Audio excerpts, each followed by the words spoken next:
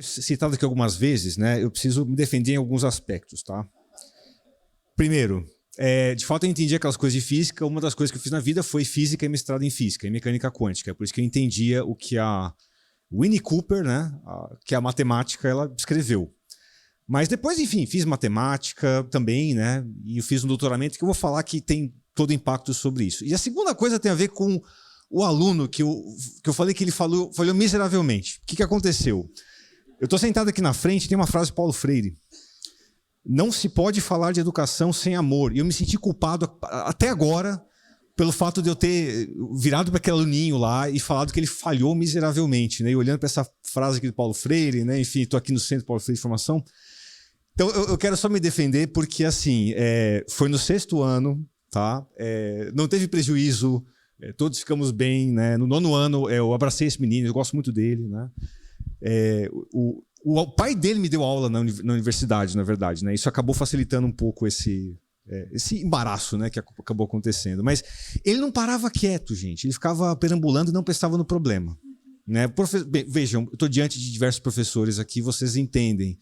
Você pede educadamente 1, 2, 3 vezes, e aí, como o Ed falou, as coisas mais sérias você fala quando você está nervoso, né? Essa é aquela coisa bem... enfim, né? E aí saiu isso, né? Eu falei que ele falhou miseravelmente, né? Bom, então vamos lá. Eu sou professor do Instituto Federal de São Paulo, tá? Durante 10 anos eu trabalhei no ensino básico, no ensino fundamental 2 e no ensino médio, dando aula de matemática, né? Hoje eu continuo trabalhando com ensino básico, mas eu estou com graduação e pós-graduação lá no Instituto Federal de São Paulo, Campus São Paulo, porque lá tem tudo. Tem ensino médio técnico, tem graduação e tem pós-graduação, que é o Profimate, né? Do qual eu participo. Então eu tenho todo esse espectro grande, que para mim é excelente. Porque como professores de matemática, né, do ensino básico, tá ali, né, colocando giz ali na ponta do dedo, ali colocando as coisas, faz com que pelo menos a pesquisa fique muito próxima mais da gente, né? A gente, como pesquisador, assim, às vezes consegue interpretar de maneira melhor as coisas que são feitas dentro de sala de aula, tá?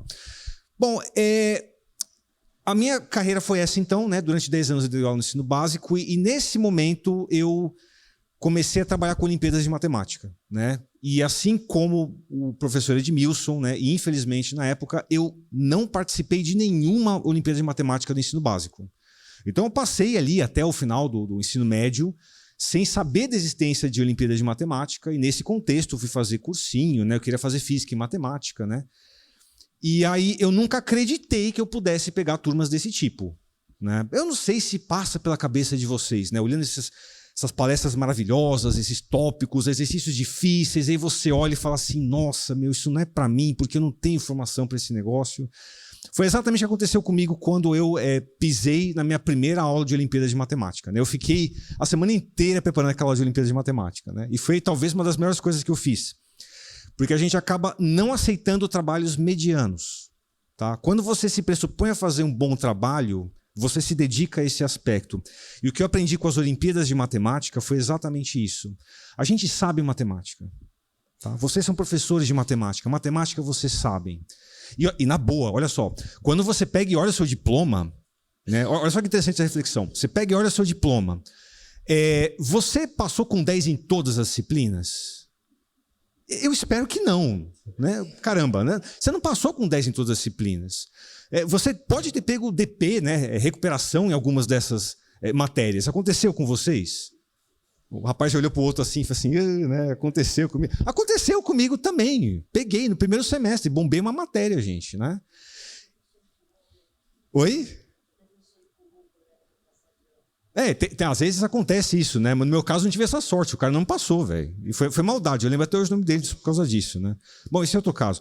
Mas enfim, o fato é, você tem um diploma, você não teve 10 em todas as disciplinas e você ganhou um dispositivo legal que te permite entrar em sala de aula, no ensino básico, e dar aula de matemática, correto?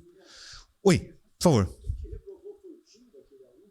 Não, foi da Unicamp, mas eu não... Melhor não falar. Infelizmente, eu tenho uma memória muito boa para pessoas que fizeram muito mal para mim. Espero não guardar o nome de ninguém aqui hoje. Mas, enfim, eu estou brincando. Mas o fato é, temos diplomas imperfeitos porque, na verdade, a gente passou por percalços relativos a isso. Esse dispositivo legal que permite a gente estar em sala de aula para dar aula para o ensino básico, ele é muito mais do que o que você sabe de cálculo ou não. O que você fez na disciplina de estágio da sua graduação ou não. Mas te dá a ideia do quanto você consegue pegar, estudar para obter aquele conhecimento e entregar isso para os seus alunos. Eu olho o meu diploma dessa maneira. E eu espero que vocês encarem dessa maneira também. Tá? Eu aceitei um desafio enorme, que por quase 10 anos, na verdade, eu dei aula de Olimpíada de Matemática, que transformou completamente a minha ideia sobre matemática, coisas muito elementares de matemática, eu tive uma outra concepção. E aí, bom, no final das contas, quando eu fui prestar o concurso do Instituto Federal de São Paulo, eu não estudei. Eu simplesmente fiz a prova e, enfim, né, entrei no Instituto Federal de São Paulo.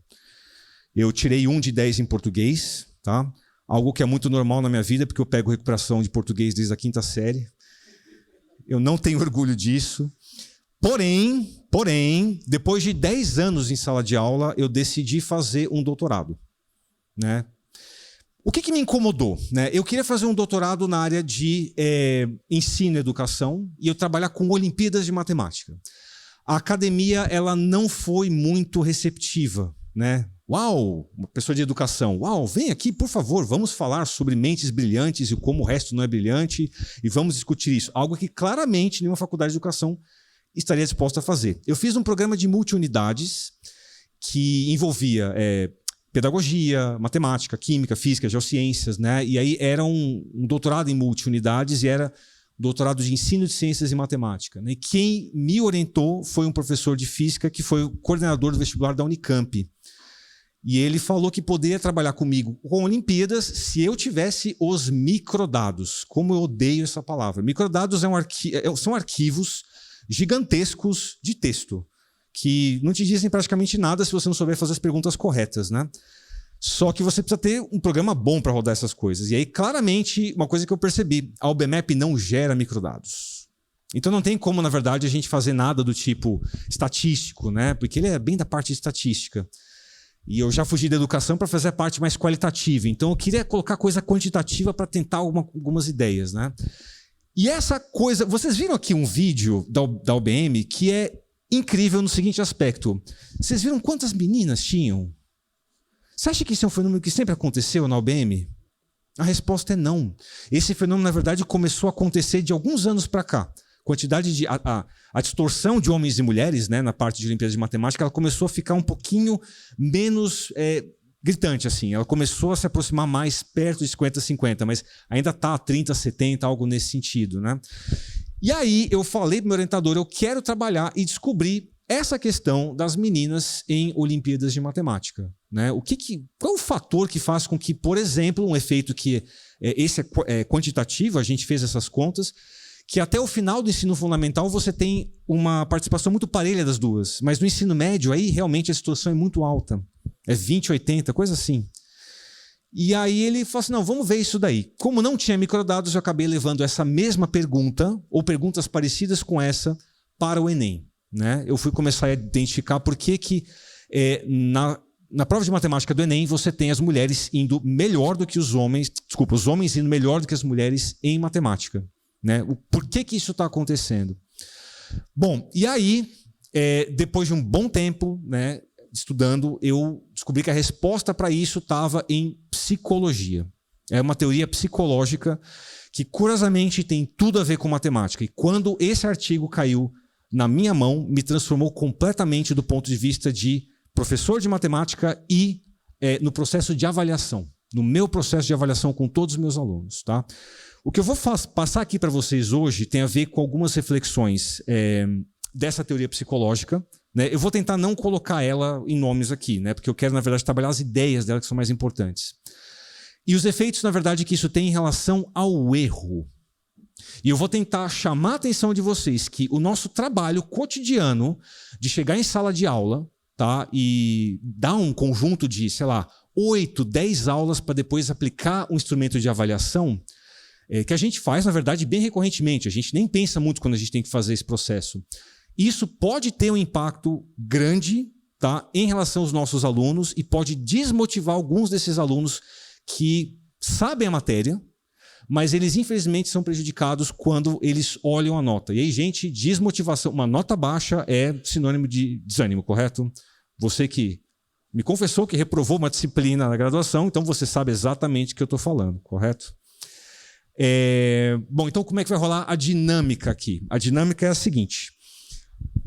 Eu faço essa pesquisa desde antes da pandemia, para os meus alunos da licenciatura, para os meus alunos do Profimate e para professores de matemática que eu encontro. Eu faço exatamente essa mesma atividade que eu vou fazer com vocês. Então eu estou vendo que alguns de vocês têm caderno, né, como bons professores, anotando tudo que os palestrantes estão fazendo, correto? Sim, ela até me mostrou o caderno. Então vou fazer o seguinte, caso você não tenha um caderno, faça uma duplinha com alguém que tem um caderno, ou no seu celular, pegue uma planilha, né? Porque eu vou pedir para você fazer uma atividade de avaliação. Você vai avaliar aqui alguns alunos, tá? Eu vou dizer mais ou menos o contexto que é. Oi? Não precisa me entregar, mas eu vou fazer no final uma enquete utilizando o método moderno de levantar a mão, né? Para ter uma certeza, e é o que vai acontecer. Eu tenho certeza, vocês vão ficar surpresos em relação a isso. Oi, diga. Ah, sim, evidente, tem essa opção. Caso você tenha mais folhas, né, e seu colega não tem, você tenha mais uma caneta, um lápis ou algo escrevente, você pode distribuir também. Né? O Samuel já está a postos ali, acho que ele quer fazer atividade. Sintam-se à vontade. Bom, eu criei uma avaliação de final de Ensino Fundamental 2, só com conteúdos de Ensino Fundamental 2, tá? Vocês vão ver exatamente qual é o conteúdo. E aí, como toda avaliação, eu acho que a primeira coisa que você deve conseguir fazer é obter a resposta correta para cada uma das questões, né? Aliás, uma reflexão. Vocês na graduação tiveram alguma disciplina te ensinando como você deve criar um instrumento de avaliação e dar uma devolutiva sobre isso? Quem daqui não teve uma disciplina que envolvia isso? Não teve. Quem não teve? Nossa, eu não me lembro. Perto da metade, tudo bem. Perto da metade, tudo bem. Confusão número 1. O pessoal, em geral, pensa de instrumento de avaliação, pensa no quê? Prova escrita. Prova escrita de matemática, tá ok? Honestamente, talvez seja o método mais utilizado, talvez não por vocês, né? Provavelmente por vocês, mas pelo Brasil afora. Prova escrita de matemática. Quero te mostrar que ela pode te entregar informações muito importantes. E, enfim, né, o papel dessa apresentação vai ser sobre isso. Então, eu vou passar aqui as questões para vocês, tá? Já com a resposta, mas para você ter uma ideia do que eu vou pedir. E aí eu vou explicar como é que foi feito o experimento. Então, vamos lá. Questão número 1, simplificar essas expressões a seguir. Eu acho que todo mundo está vendo super bem, correto? É bem de ensino fundamental 2 mesmo, né? Você pega e faz a distributiva, né? Você junta os termos que são semelhantes, né? Os numéricos com os numéricos, os algébricos com os algébricos. Se você não confiar em mim, você pode fazer essa conta, tá? Isso deve dar aquilo ali. Eu confirmei 2 vezes. Eu estava com sono, mas você sabe como é que são as pessoas com sono, né? Não são tão confiáveis assim. Se quiser anotar essas respostas, porque vocês vão ter que avaliar algumas questões daqui a pouco. Tá? Então é bom você ter o gabarito antes de fazer isso, né?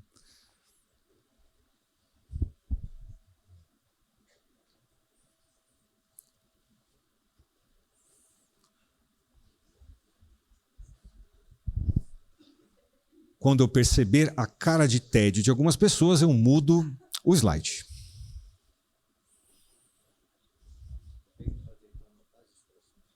Ah, você não precisa anotar as expressões, porque vocês vão ver que elas vão aparecer recorrentemente. Mas a resposta, sim. Tudo bem? Então, questão 1A é essa resposta, questão 1B é essa resposta aí. Tudo bem? Só as respostas mesmo. Seguimos? Seguimos. Certo. Resolva as equações de segundo grau a seguir. Equação de segundo grau, coisa muito recorrente no ensino fundamental 2. Se quiser anotar apenas as respostas, que é basicamente o que eu vou precisar, que vocês vão precisar, na verdade. Ok?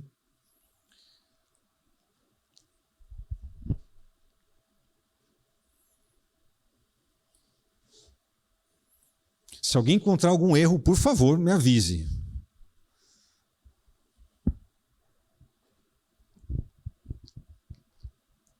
Seguimos. Você deve estar se perguntando o que eu vou fazer com esses negócios, né? Na minha pesquisa. Você já vai descobrir. Resolver esses dois sistemas de equação a seguir.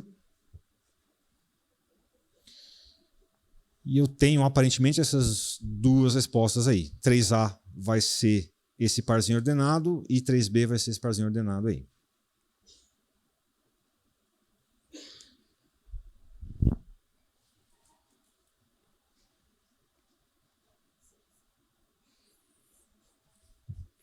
O que isso tem a ver com Olimpíada de Matemática, você se pensa, né? Ok. Seguimos. São 5 questões, tá? Encontre os valores de x para os triângulos e retângulos a seguir.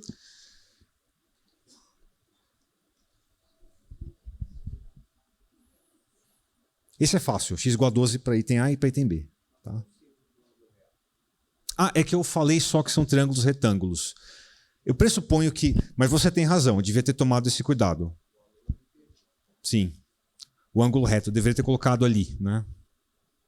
Mas sim, é onde parece ser um triângulo retângulo mesmo, tá? Sim. X igual a 12, x igual a 12. E desenvolver essas expressões abaixo, isso daqui vai ser um pouquinho maior. As respostas para os 5A e 5B estão aí.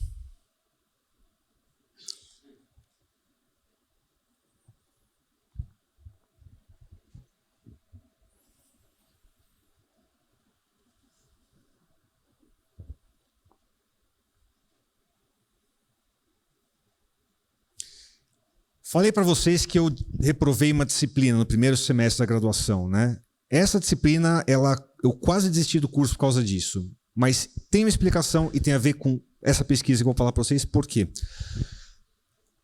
Quando eu entrei, eram 140 alunos, 2 turmas de 70 alunos, para 2 professores diferentes numa disciplina.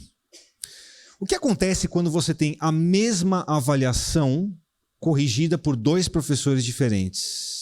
Você acha que a nota vai ser igual? Os critérios são diferentes, as notas não vão ser iguais. Pois bem, era extremamente curioso que o pessoal da outra turma, é muita sorte nossa, né? Sempre acontece com o outro. O pessoal da outra turma passava tudo com 8, 9, né? Na prova 1, prova 2, prova 3, e a gente lá tirando 2, 3 nessa prova desse cara, né? Pois bem, aí um monte de gente ficou de recuperação na minha turma, com esse professor malvado, né? Vou chamar de professor malvado, tá? Para, enfim, proteger a identidade dele. Fui para a recuperação. O que aconteceu na recuperação? O professor viajou a trabalho para um congresso. Quem corrigiu a prova? O outro professor. Mas não, sorte. Sorte seria... Olha, atenção ao que aconteceu. Bom, enfim, né? Quem devolveu a prova para a gente foi o professor que voltou de viagem. Mas já estava acordado que quem ia corrigir era o outro professor. Mas aí ele, antes de distribuir as provas, ele falou assim, gente, eu voltei um pouco antes da viagem e eu recorrigi todas as provas. Isso por si só já seria terrível. Ficou pior ainda, porque não é que o outro tinha passado uma planilha de notas cegas e ele desconsiderou. Não, tinha a nota do outro professor, um X gigantesco e a nota do cara embaixo. Pois bem, eu teria passado com 8 com outro professor. Chuta com quanto que eu fiquei? 3. Eu fiquei com 3. Fiquei com 3. Isso tem tudo a ver com essa pesquisa. Por quê? Nessa pesquisa, eu criei 3 pessoas na minha cabeça que respondessem cada uma dessas questões de maneira que nós, professores de matemática, a gente percebe que os alunos às vezes respondem. Às vezes eles chutam uma resposta e dá certo, e eles colocam lá. Né? X² igual a x. Eu vou cortar um x. Eles fazem isso, né? Coloquei lá na prova. Né? Eu fiz coisas que os alunos de fato fazem, em tudo isso que eu acabei de mostrar, dessas 5 questões. E aí eu criei 3 alunos, né? Cada um com a sua peculiaridade, né? Com coisas distintas, e dei para todo mundo, os alunos da licenciatura, do Profimate, professores responderem. Adivinha o que acaba acontecendo? professores diferentes, corrigindo a mesma prova, dão notas diferentes. O que não pode acontecer é o que aconteceu comigo. Você aprova ou reprova. Você deixa o aluno de recuperação ou não. Gente, isso é muito cruel. Não pode. É a mesma produção intelectual do aluno. Você concorda comigo? Então, eu fiquei pensando, né, nessa pesquisa porque eu acho que existe algum tipo de problema de análise de erro para nós professores. Eu acho que é algo que não é discutido na faculdade. Tá? Mas o que eu vou falar aqui não é do tipo, mas pô, errou conta, eu posso às vezes desconsiderar erro de conta. Não é isso, é um pouquinho mais profundo. Aliás, tem professor, tá? Bom, se você for um deles, enfim, né? Peço perdão. Tem professor que, se tiver todas as linhas certas, mas a última linha estiver errada, o professor, ele dá 0. Vocês conhecem colegas de trabalho assim? Você, assim, tô brincando, não precisa falar. Mas vocês conhecem colegas de trabalho assim? O argumento desses colegas de trabalho é muito louco. O argumento deles é o seguinte: não, eu tenho que dar 0. Porque se ele virar o engenheiro, cai a ponte. Cai a ponte. Porque sabe o que mais acontece com certeza? Qual que é o seu nome? Oi? Thaísa. Thaísa tem um aluno, ela deu, não deu 0, porque o Joãozinho errou uma conta lá, deu 8. O Joãozinho virou engenheiro, ele fez uma ponte, essa ponte caiu, e aí depois de muito tempo, a 95ª fase da Lava Jato prende a professora Tássia porque não deu 0 para o seu aluno e construiu aquela ponte. Isso acontece com vocês, gente? Não, espero que não. Né? Isso não acontece. Tá? Pois bem, então eu criei 3 alunos que eu chamei carinhosamente de Arnaldo, Bernalda e Cernaldo. Você pode chamar de A, B e C, exatamente. Arnaldo e Bernaldo e Cernaldo também são personagens recorrentes na Olimpíada Brasileira de Matemática. Tá? E eu prestei uma homenagem a eles. Então, são 10 itens, né? 5 questões, cada um com 2 itens. E aí, cada uma das questões, tá? Dos itens, você vai atribuir uma nota de 0 até 1. Podendo ser 0, podendo ser 1, em múltiplos de 0,1. Eu dei um exemplo que não está associado ao que de fato eu acho que eu daria para as provas que vocês vão ver aqui agora. Tá? E aí, no final, a gente vai fazer a soma das notas, tanto do Arnaldo, quanto da Bernalda, né, quanto do Cernaldo. E a gente vai tentar fazer uma estatística bem primitiva para ver o que vai acontecer. Tá? E aí vocês vão sentir na pele o quanto alguns aspectos de erro, percepção do erro, são diferentes, são completamente discrepantes entre pessoas diferentes. Não é a minha missão tentar mudar você. Minha ideia é colocar a minhoca na cabeça de algumas pessoas. Algumas vão compreender umas ideias interessantes, mas outros eu quero que deixe uma pontinha de dúvida. Tá? Preparados? Vamos ver. Então é só isso, atribuir uma nota de 0 a 1 para cada um dos itens. Então eu vou começar aqui pela questão 1, A e B, do Arnaldo. Essa é a produção do Arnaldo. Eu vou marcar um tempinho.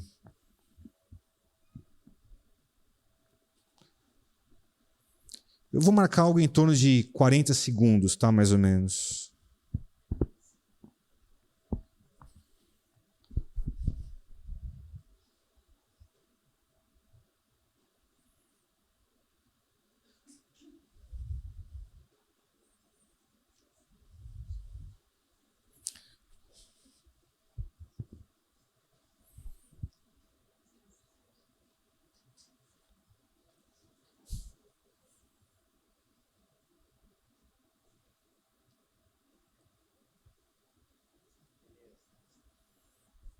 Mais uns 10 segundos.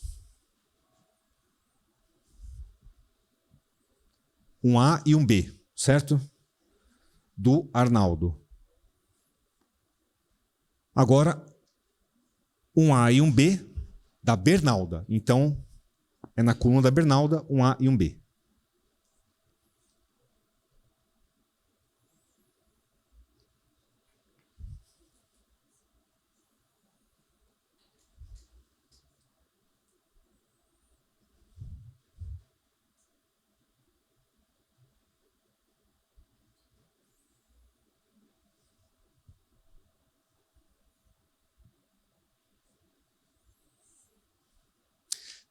Tentem não conversar muito entre vocês, porque a ideia é impactar realmente as pessoas que sentam até de um lado do outro.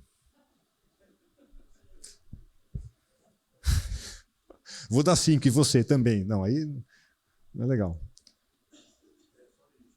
Claro, claro, claro. 10 segundos.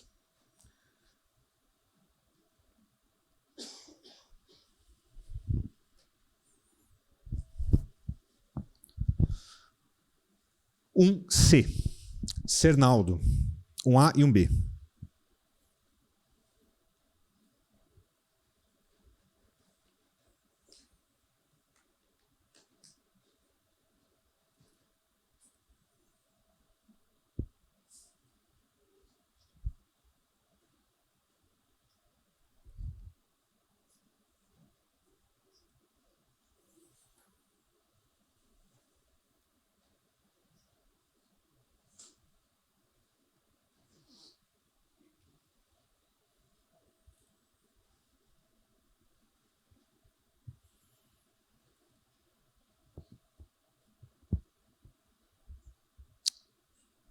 Por 2?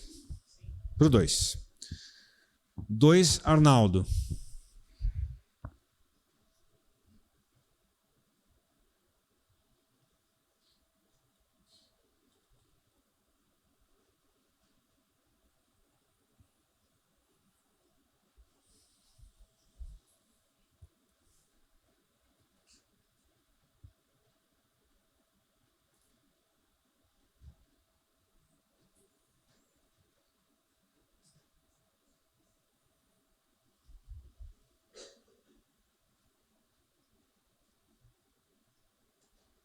Dez segundos.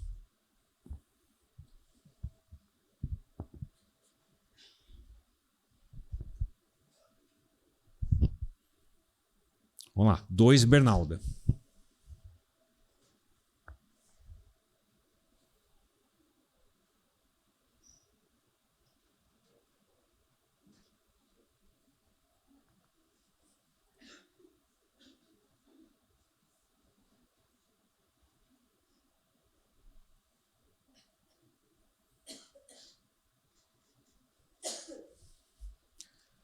A letra não é propositalmente feia, é a minha letra mesmo. Antes que...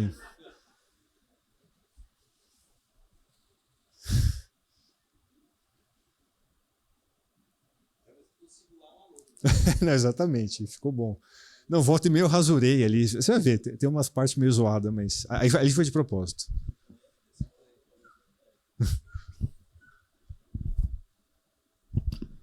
Vamos lá, 2, Cernaldo.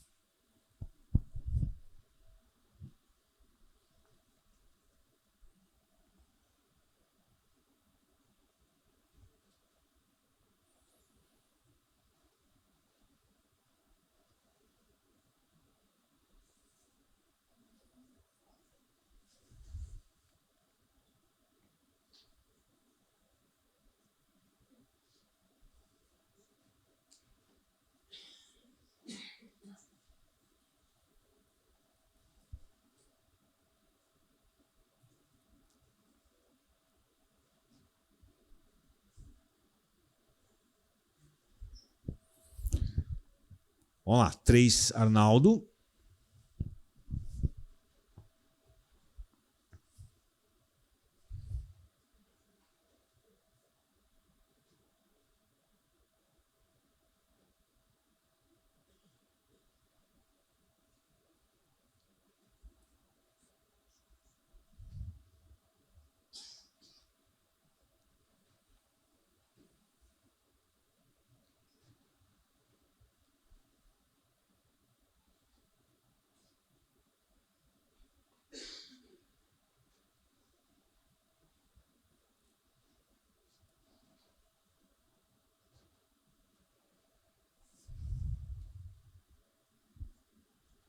Vamos lá. 3, Bernalda.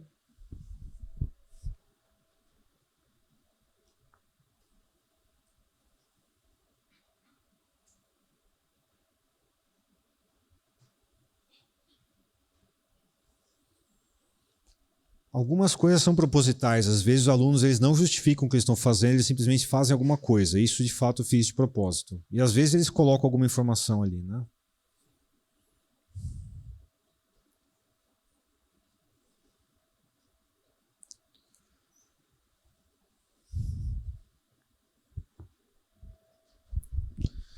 Vamos lá. 3, Cernaldo. Isso eu vou deixar um pouquinho mais de tempo.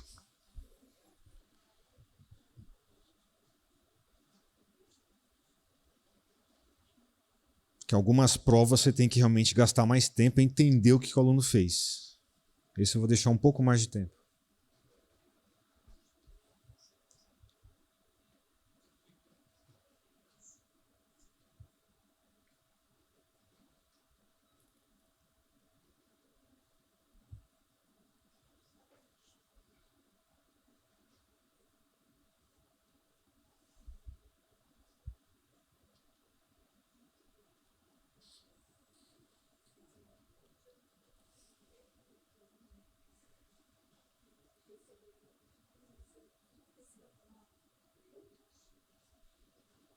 Mais 10 segundos.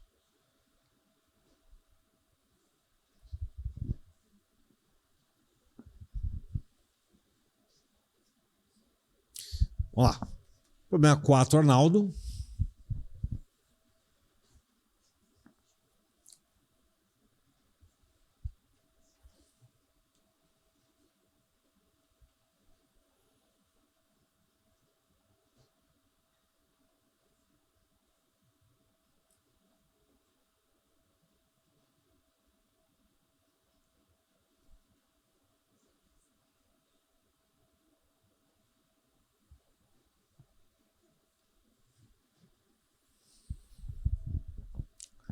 Quatro, Bernalda.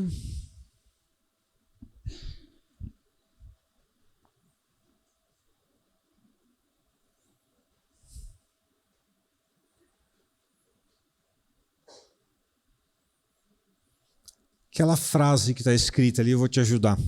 No 4A. Mas se x é um lado, então x igual a raiz quadrada de 144. Só. Isso. Mais isso. Igual mais raiz quadrada de 144 só. Só. É o que está escrito ali no final. É o que a Bernalda fez. O embaixo, 4b embaixo, né? X igual a 0, x igual a 6, mas x é lado. Então x igual a 6 só.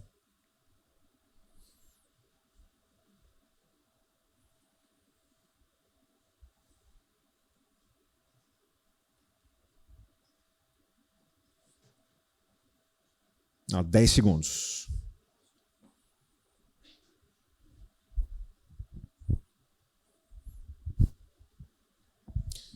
Vamos lá. 4, Cernaldo.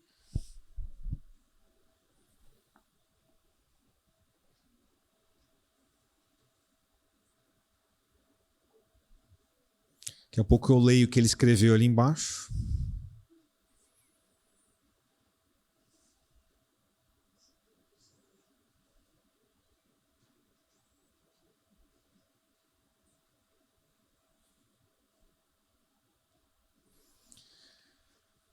No 4b, x igual a 0, x igual a menos 12.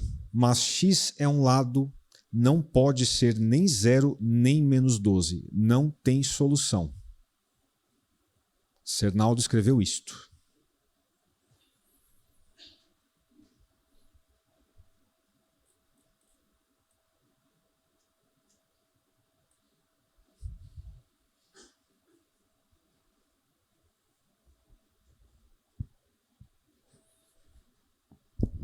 Vamos lá. 5A.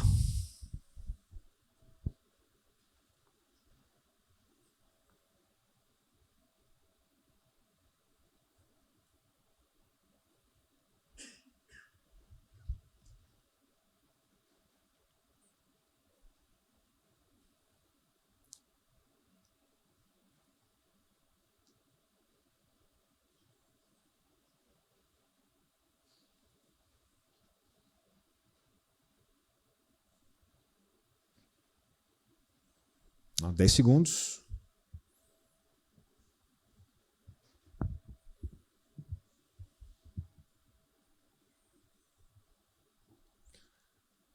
Cinco B.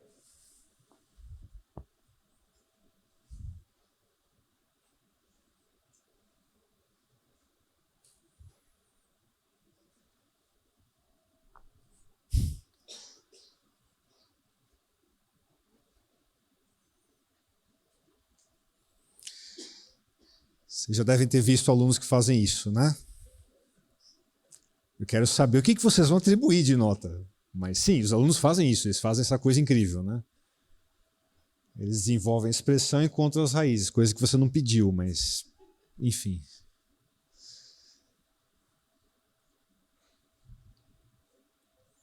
Então, 5 segundos.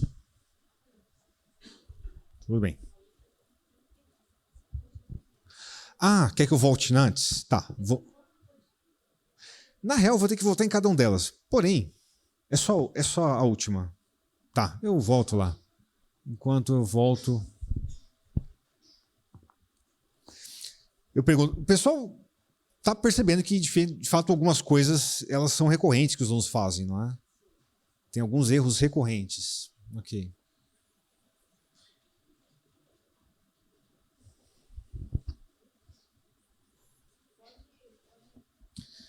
Vamos lá. Esse é o 5B. Tá, mais um tempinho de 5B.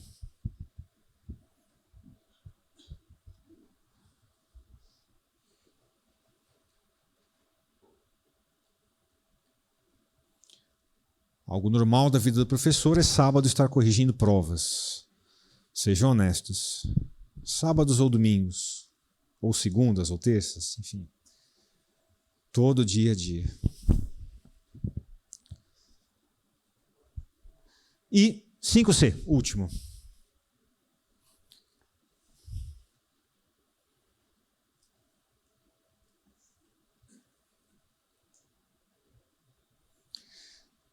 Terminando o 5C, faça uma barrinha e somem as notas, tanto do Arnaldo, quanto da Bernalda, quanto do Cernaldo. Somem a nota. Será que eles passam na sua matéria? Será que eles vão para a recuperação?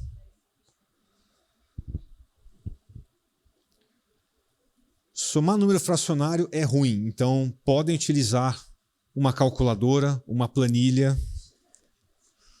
Cumprimentando aqui o professor Nehab. Quem já fez em planilha tem essa vantagem, né? Só pegar e somar.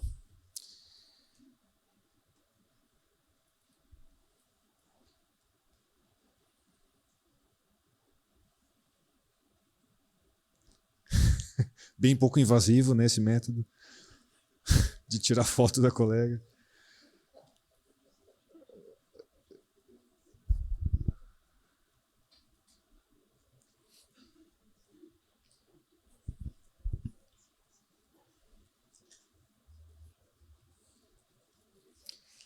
Já temos um veredicto. Temos um veredicto.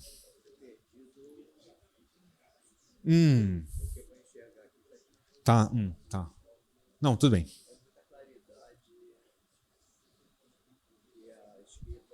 Tá meio borrado, né? Eu tentei passar para preto e branco e não ficou bom. Era azul, na verdade. A tinta, né? A tinta era azul. Temos veredito? Calma. Tá bom, espera mais tempo.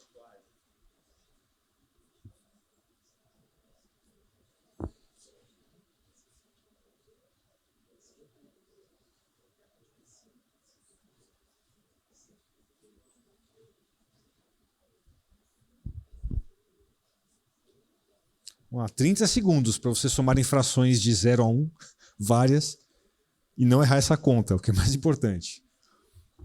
Essa conta final, se você errar a soma das notas parciais, você claramente vai ver toda a habilidade matemática do seu aluno, ao receber a prova, contar cada décimo que ele deveria ter ganhado. Nesse aspecto, eles são impressionantes. É incrível.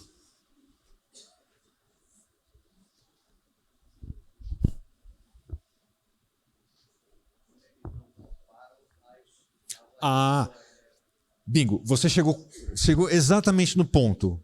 Mas assim, é uma coisa que eu faria. E você não pode estar proibido de. Veja, se um professor te atribui uma nota correta numa questão e o seu colega está errado, mas essencialmente a ideia está certa, tem algo errado.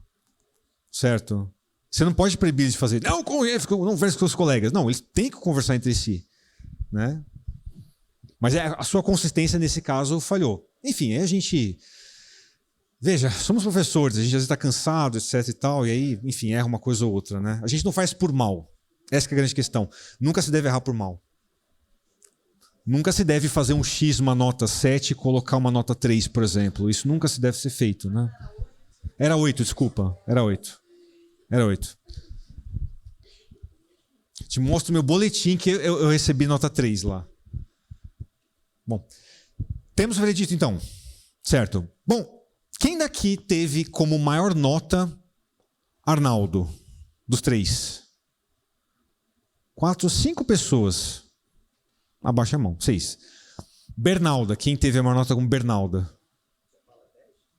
Não, entre os 3. Entre os 3. Comparando os 3. Certo?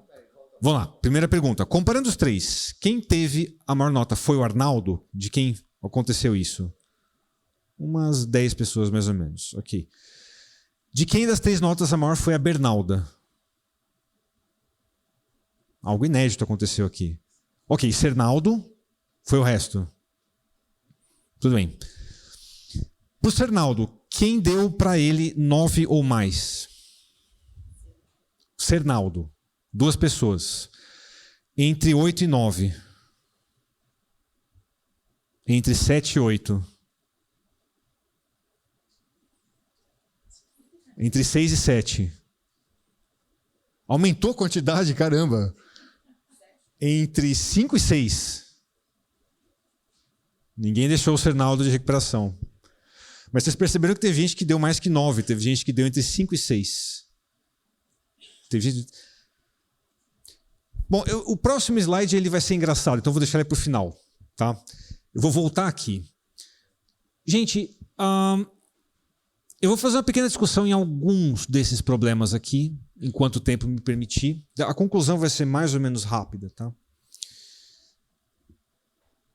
Que tipo de erro aconteceu aqui? Um A está certo. Um A está certo. O que aconteceu no 1B?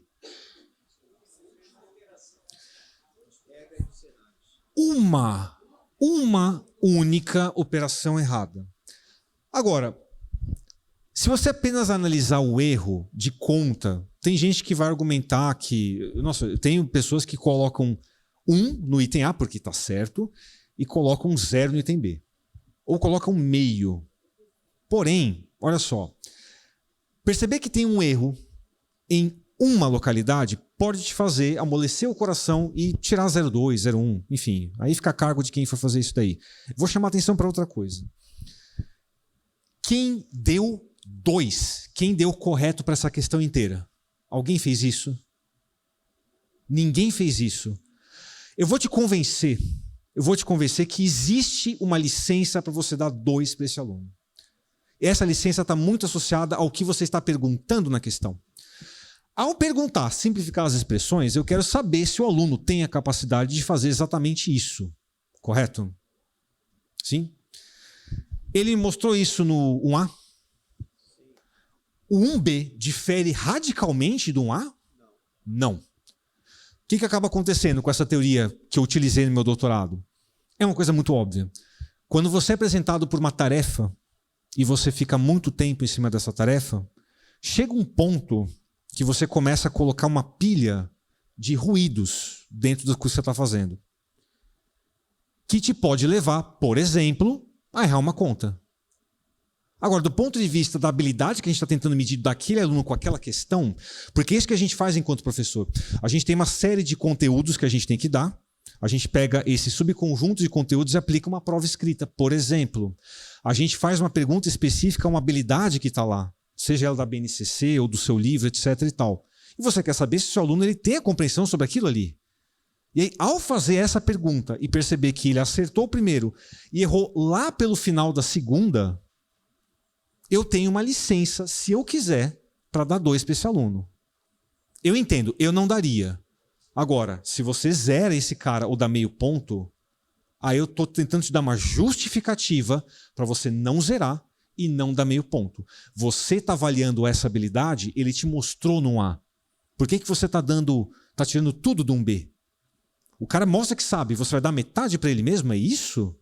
Percebeu? Então vamos fazer o seguinte. Sim. Vamos procurar fazer um texto com detalhes que amarre todas essas situações. Um texto com detalhes.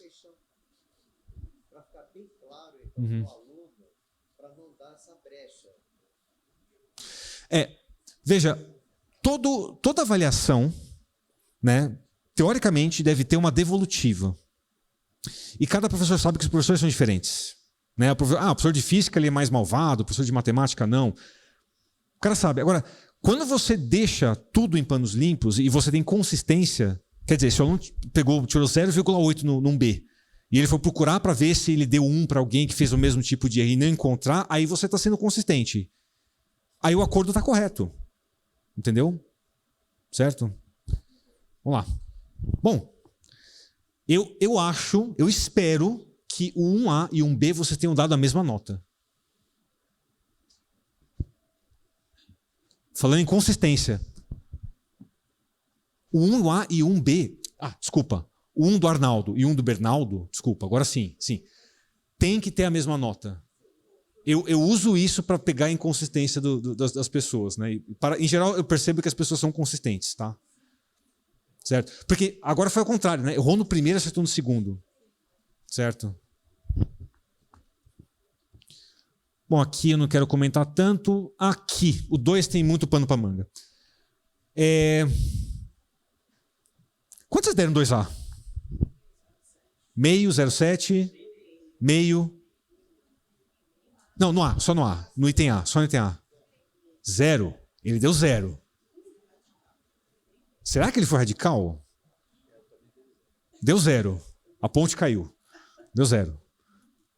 Deu meio, 0,7. Alguém deu mais que 0,7? Do 1A, do 2A. 2A.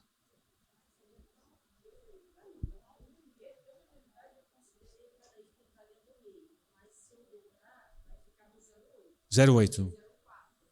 Tá. 0,8. Eu vou passar para os próximos, depois eu discuto 2. Esse é muito polêmico. Quem daqui deu 2? Quem deu 2? Quem deu tudo certo para Bernalda? Você deu tudo certo para Bernalda? Oi? 1,9, que essencialmente... Olha, eu vou ser honesto, esse negócio de 1,9 dá 0,75, sabe para que serve, no final das contas? O professor não, os alunos, do tipo, quanto você tirou? 8,3. Eu tirei mais que você, 8,4. Toma, né? Enfim. 0,1. O cara é 0,1 mais inteligente, né? Quem deu perto de 1,9 ou 1,8? 1,7, tá perto. Tá, vamos ver as pessoas cruéis então, vamos lá. Quem deu mais perto de 1? Somando os dois, né? Óbvio, somando item A e B. Então vocês são cruéis, mas nem tanto. Ok. Bom. E essa eu quero ver. Quem daqui somando o 2A e o 2B, somando as duas notas, deu menos do que 1? Você está se perguntando, mas professor, está errado? Só estou fazendo essa pergunta. Só estou fazendo essa pergunta. Ninguém deu menos que 1. Tá. Muito bem. O que a questão quer? O que a questão pede? Resolver a equação de segundo grau. Teoricamente, quando você coloca uma questão dessa na prova, você está tentando entender se os seus alunos compreenderam o processo de resolução de uma equação de segundo grau qualquer. Correto? O 2A, propositalmente, eu coloco porque Quando acontece o erro lá, quer dizer que os alunos eles não estão percebendo que aquilo de fato é uma equação de segundo grau, que foi exatamente o que aconteceu com o Arnaldo. Ele não percebeu que é uma equação de segundo grau. Diferentemente da Bernalda. Pergunta, essas duas equações de segundo grau, tanto o item A quanto o item B, elas são bonitinhas porque elas dão raízes inteiras, etc e tal. Dos 3 alunos, Arnaldo, Bernaldo e Fernaldo, qual desses 3 seria a única pessoa capaz de resolver qualquer equação do segundo grau? A Bernalda. Você percebeu isso? E é curioso, provavelmente muitos de vocês deram uma nota maior para o Fernaldo do que para a Bernalda. Muito provavelmente, mas tem exceções. Uau! Rapaz, ele...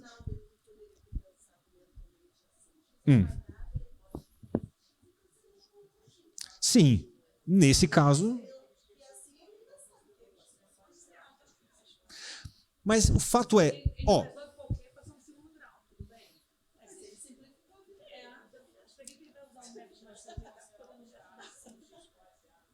Oi?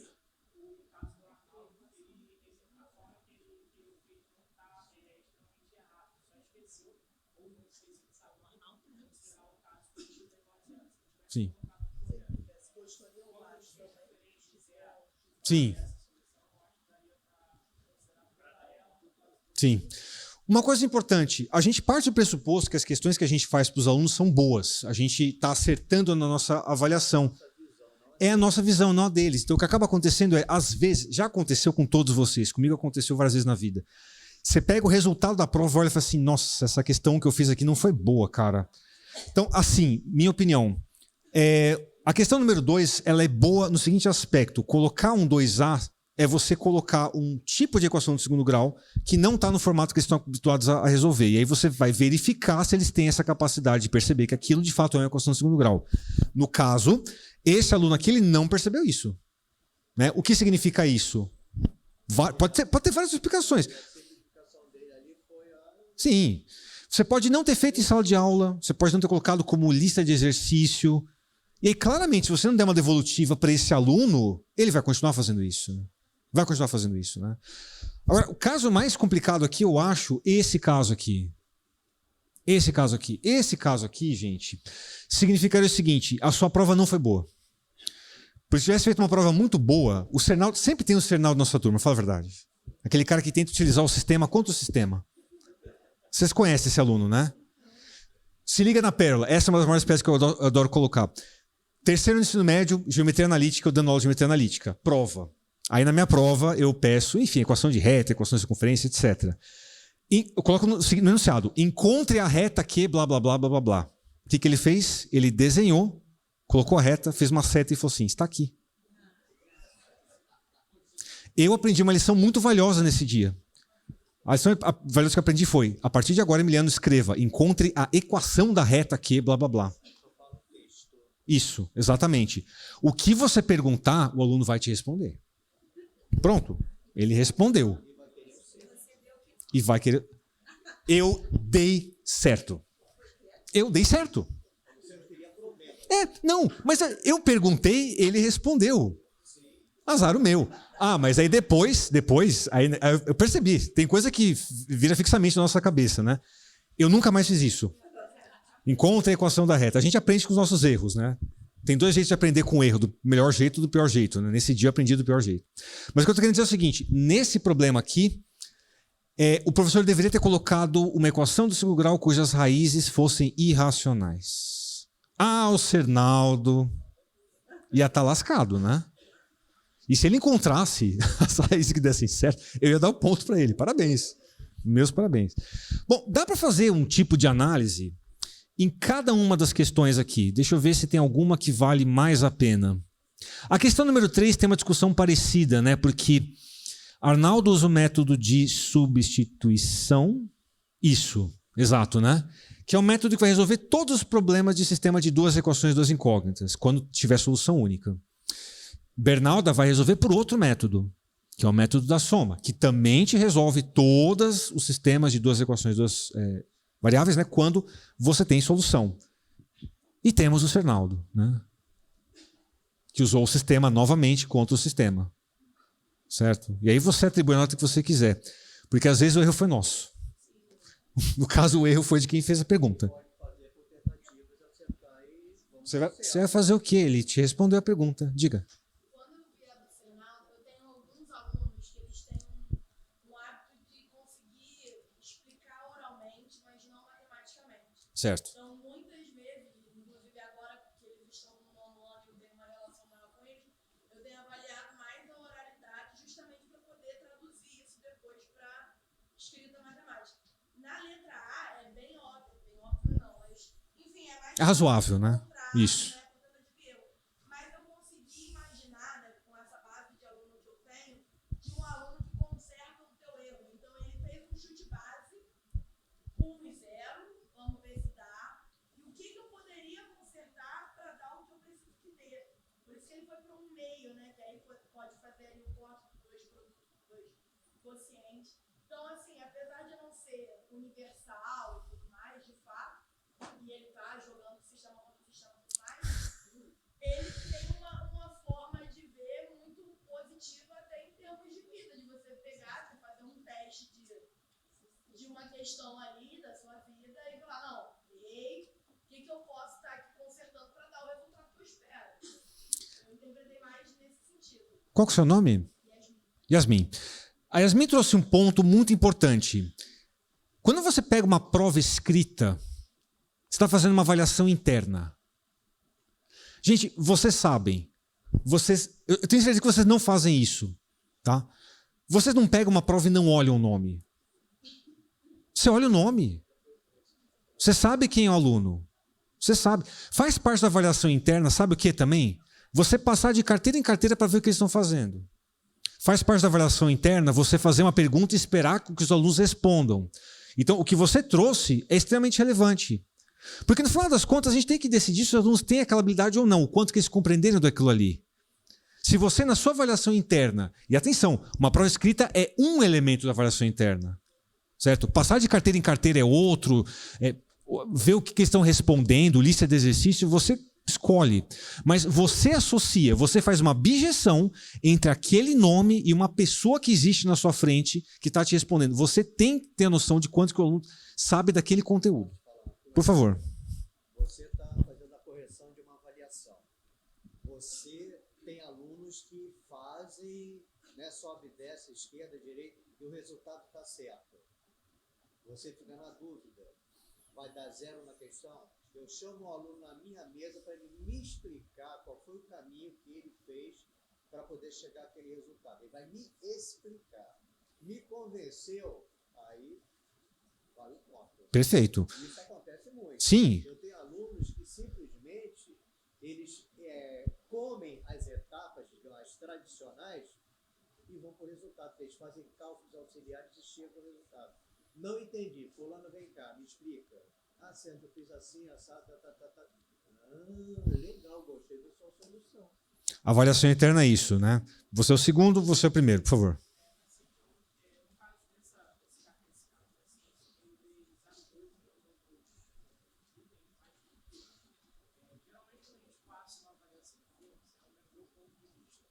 Você quer saber se ele consegue realizar todos os passos referentes àquele problema. No caso, na solução do sistema, eu quero saber se ele consegue tanto aplicar as metodologias, mas também se ele sabe o significado inicial. No caso, que as duas equações que ele duas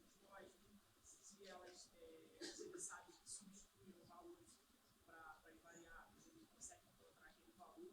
E por mais que ele não tenha resolvido pelo método Uhum. que é o que a gente ensina para ele, ele claramente tem a percepção que o x e o y em ambas as equações do sistema tem dado resposta, acabou de ter a sorte de favorecer simples e achar. Então, assim, eu posso desconsiderar também a forma de aprendizagem que ele teve. Teve 100% do conteúdo, 20% ele adquiriu. Então já é alguma coisa, não dá para dar zero. Uma coisa importante, né?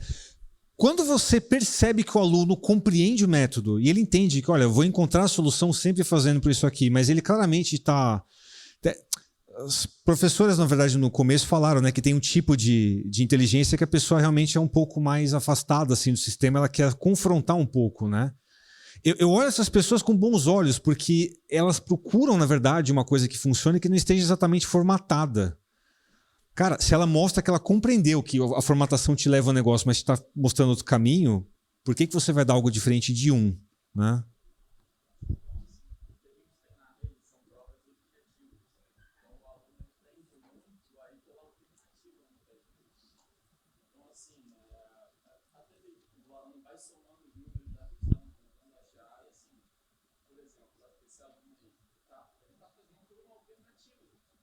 Sim. E assim, se fosse uma prova objetiva, não tem como a gente avaliar isso. E o aluno só sabe fazer dessa maneira. A avaliação interna te responde um pouco melhor esse aspecto. Eu vou trazer a parte de avaliação externa daqui a pouco, tá? Eu vou contemplar ela um pouquinho daqui a pouco, tá? Até 3,5 que eu tenho?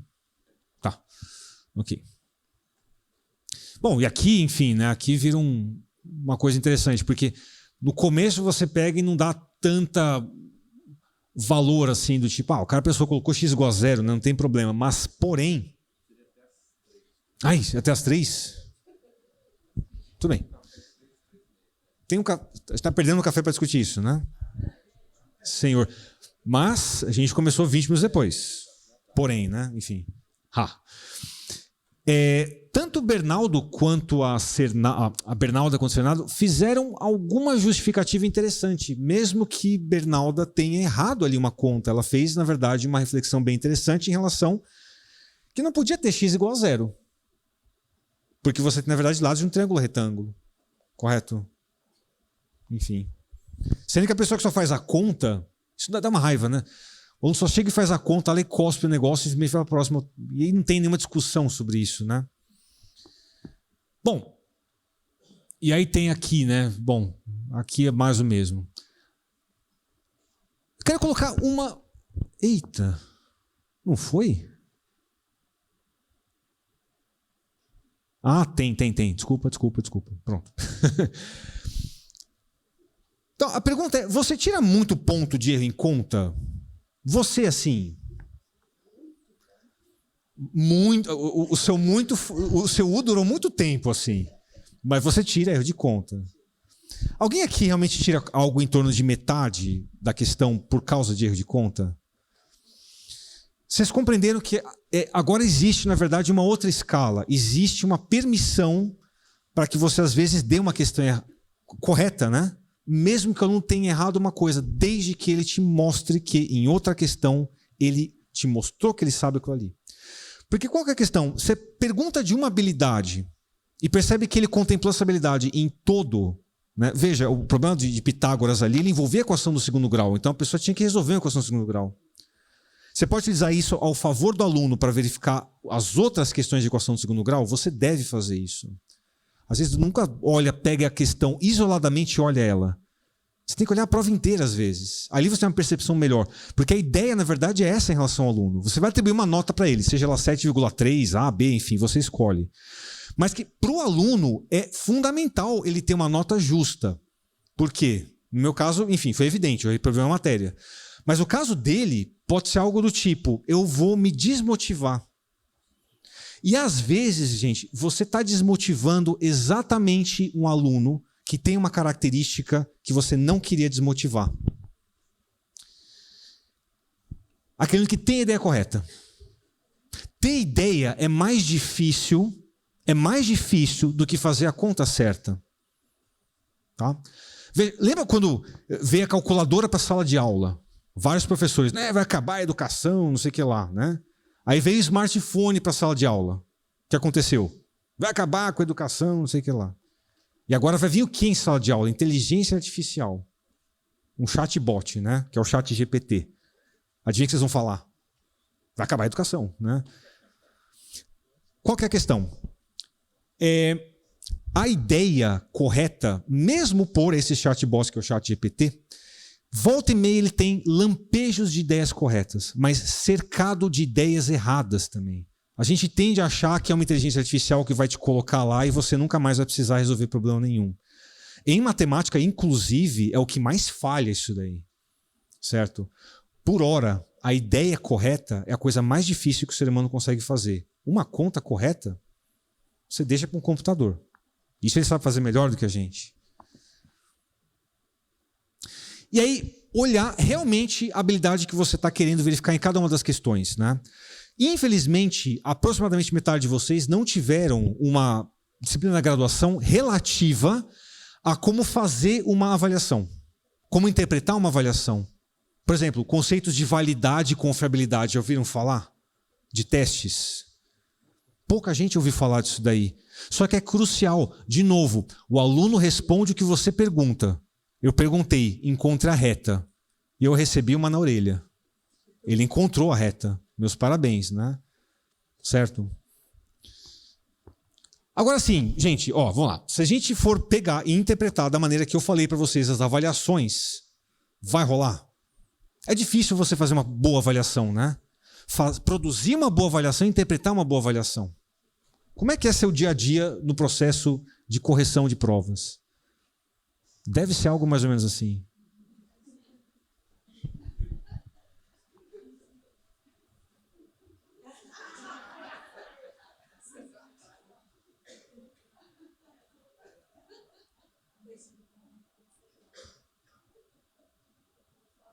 A cara de desgosto dele.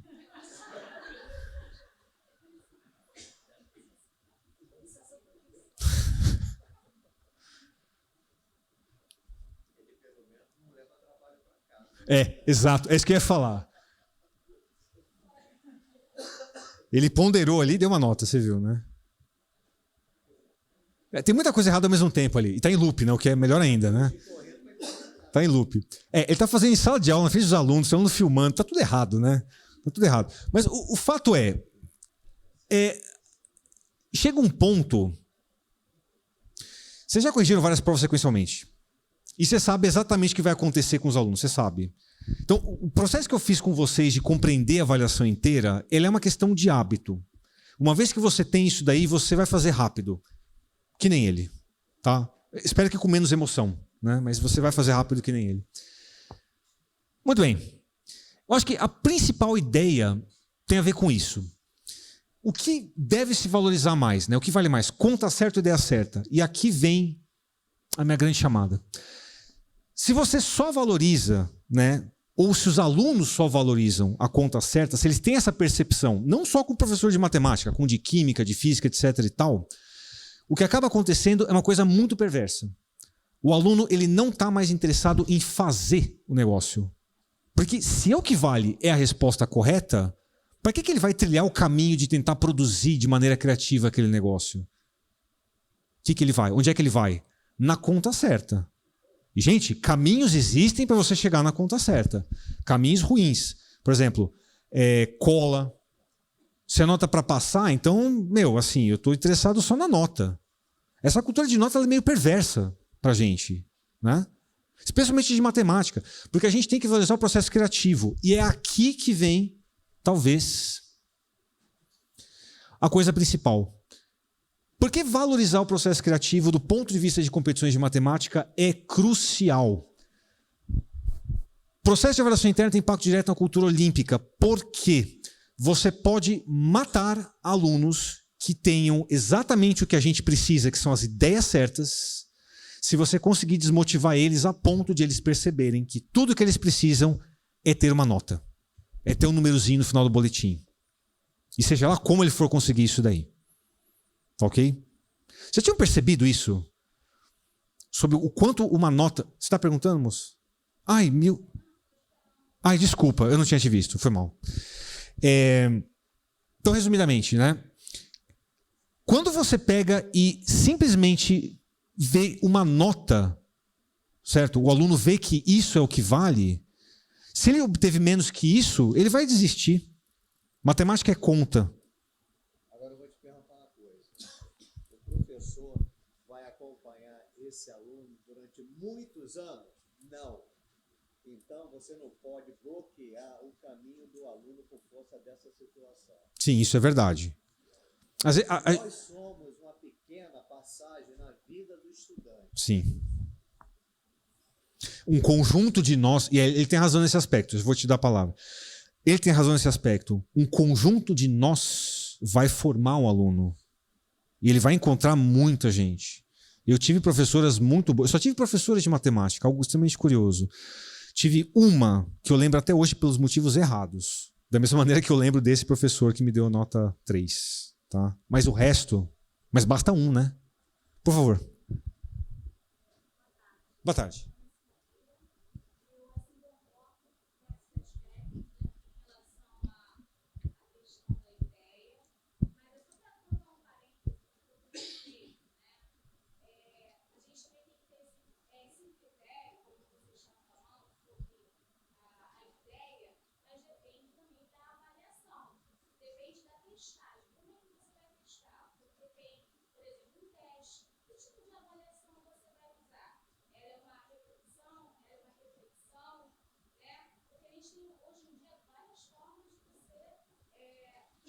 Fazer avaliar. Sim.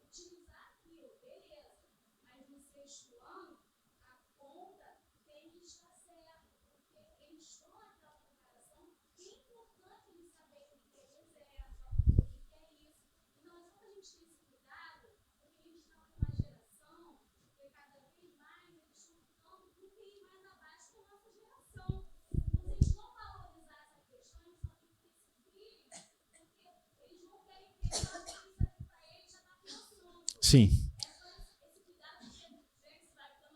Não, por favor, não deixe isso explodir dentro de você. Agora, uma reflexão em relação a isso, né? Vou dar só uma ideia. 2 pessoas levantaram a mão, já vou dar a palavra. Mas no 6º ano você falou sobre a parte de fazer operações, né? É crucial. É crucial. Veja, quando eu falo com vocês claramente não percebem cada letra das coisas que eu estou falando. Provavelmente vocês também não prestam muita atenção em palavras muito específicas. O nosso cérebro espera uma certa quantidade de palavras para começar a fazer um significado dentro de nós, correto? O que acaba acontecendo é que os alunos, quando aprendem essa parte numérica, eles estão construindo um babebi-bobu. No final das contas, a ideia para eles é construir frases maiores, para que no final das contas, assim, eles utilizem a parte de operações como se eu estivesse falando com vocês e você não estivesse interpretando o que eu estou falando, por exemplo, letras. Entendeu a minha analogia? No caso, por exemplo, da tabuada, você consegue trabalhar muitas coisas que não envolvem apenas, pura e simplesmente, a parte de não, vamos lá, Pedrinho, 7 vezes 8, não é? Mas você pode trabalhar, por exemplo, múltiplos de 7, múltiplos de 8. E aí você, na verdade, consegue um ganho duplo, porque você consegue colocar um conteúdo, né, uma habilidade muito específica que tem a ver com múltiplos, e você claramente está vendo a habilidade dele de fazer operações, no caso de multiplicação. E nisso eu concordo com você. De novo, sempre olhe a habilidade que você quer medir. No fundamental, é crucial. Essa habilidade é muito importante. Aí você deve dar o valor que ela realmente tem. Se você tem um aluno que de vez em quando, no ensino médio, mesmo no ensino fundamental, de vez em quando ele erra uma conta, mas só de vez em quando, aí beleza. Você entendeu o recado, então? Perfeito. Você tinha levantado... A ele. Tá, desculpa.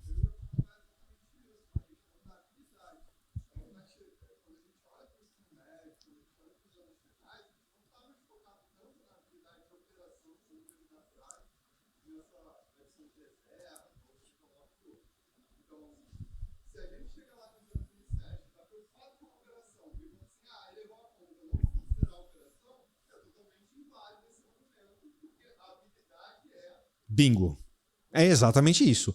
Olha a habilidade que você... Você deu, na verdade, no final do ensino fundamental 1, um monte de conta de divisão. É isso que você está avaliando. Nesse momento, você pode pegar, se o Joãozinho errou uma conta, você pode simplesmente descontar bastante, porque é isso que você está avaliando. Perfeito, tá?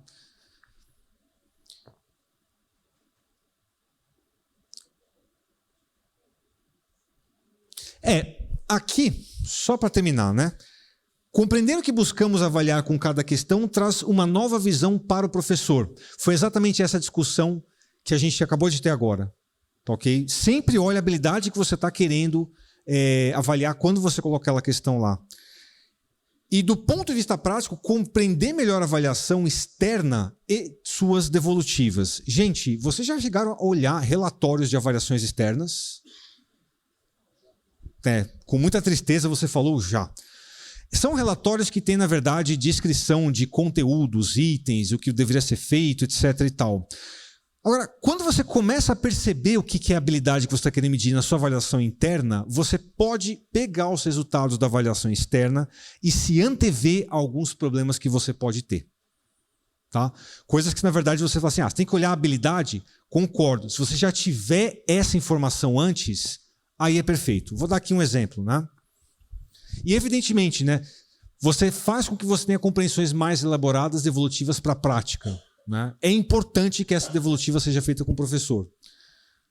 Para os alunos, aliás. Né? E aqui, Prova Brasil, certo? Uma das avaliações de larga escala, volta e meia você encontra aí um relatório. Uma das coisas legais do relatório é que ela coloca, do ponto de vista de larga escala, as coisas que estão acontecendo por aí. Então, essa daqui é do 5º ano, tá? Que mede a habilidade avaliada pelo item, diz exatamente qual que é, que no caso é comparar números racionais representados na forma decimal em contexto matemático. E aí tem uma pergunta muito simples. Qual é o maior dos números abaixo? 0,398, 0,5, 0,52 ou 0,8? Adivinha qual dessas alternativas majoritariamente os alunos colocaram? Vocês... mais algarismos, né? Mais algarismos. Só pode ser essa, não é? Antes de você entrar em sala de aula, você chutaria que seria a mais colocada? Será? Antes de você ser professor? Por favor. Bom. Tive que aprender Pokémon no fim de semana. Aí eu jogava cartas com meu neto menor e eu ficava abismado como é que ele sabia qual era o peso da carta, porque ele não sabia ainda, ele estava no 2º ano. Então, 580 pontos que a gente jogava, ele separava meia dúzia de cartas, para mim, meia dúzia para ele, aí a gente chutava uma carta para ver quem ganhava, porque quem ganhava era o número maior. A primeira coisa que eu aprendi com ele, quando eu perguntei, mas por que 190, você está dizendo que 190 é maior do que 231, 230? Porque o primeiro número é maior. Quer dizer, a criança, antes de ter a numerácia, ela já traz um saber, né? Então, ela já vai conseguindo perceber leis de informação antes de ser alfabetizada. Isso é uma coisa fascinante para a gente perceber. Ela já traz o conhecimento. Ela não formalizou. Não formalizou. O que acaba acontecendo em Olimpíada é que você tem um conjunto razoavelmente, não muito grande, mas você tem um conjunto. Numa questão de Olimpíada, você tem um conjunto pequeno dessas questões, dessas habilidades, só que permeia ali uma ideia criativa que às vezes não é tão óbvia. Que eu acho que essa é a grande questão de diferença de... Como é que você ensina, na verdade, uma criatividade em relação aos alunos, né? A Olimpíada acaba conseguindo, na verdade, encontrar caminhos. Só que você precisa ter esses pré-requisitos. Pré-requisitos, por exemplo, se você começa a barrar uma coisa desse tipo, aí começa a ficar complicado. Óbvio, tendo essa informação de antemão, você consegue entrar em sala de aula para trabalhar exatamente no que você precisa. Exato, né? Exato. E somado isso, a análise do erro que você tem em relação à produção dos alunos pode fazer com que você tenha pessoas lá que você ganhe para realmente ir para as Olimpíadas. Porque, gente, assim, olha, pessoas boas de Olimpíadas de Matemática fazem muita conta errada. Você não tem ideia, gente. Você não tem ideia. Mas aí, chega lá no MoBMap, vai bem. Digo mais, a gente corrige questões da OBM, né? Certo? Vários anos eu fiz a correção. Teve situações de alunos que erraram, assim, a última linha. Eu dei 10, gente. Porque ele fechou em todos os casos, separou em tudo, falou assim, ó, justificou, errou uma continha no final, por que eu vou tirar algum ponto lá? E aí agora a gente tem que fazer gabarito, né? No gabarito a gente tem que deixar bem evidente, olha, quem colocou a resposta que é, sei lá, 20 e não justificou, vai ganhar 1 ponto de 10. A gente tem que colocar explícito lá. Porque a gente vai valorizar, na verdade, o processo criativo e não a resposta final. Né? E mesmo assim a gente recebe reclamação. É impressionante. É impressionante. Bom, aqui está a parte do relatório, né? E para fechar, só a última parte da conclusão. A avaliação interna tem um papel muito mais importante do que você imagina. Na autoestima do seu aluno e no futuro dele olímpico. Tá? Vocês tomem muito cuidado. Avaliar o erro do aluno é crucial para a Olimpíada também. Com isso, espero que eu tenha dado para vocês uma compreensão um pouquinho mais refinada em relação ao processo avaliativo. Tá? E sempre faça devolutiva para os seus alunos. Tá? Especialmente se você for mudar alguma coisa em relação à palestra de hoje no seu processo avaliativo, que deixe bem claro para os alunos. E eles compreendam por que você está dando certo às vezes, se você podia até descontar ponto. E é isso. Espero que tenham gostado.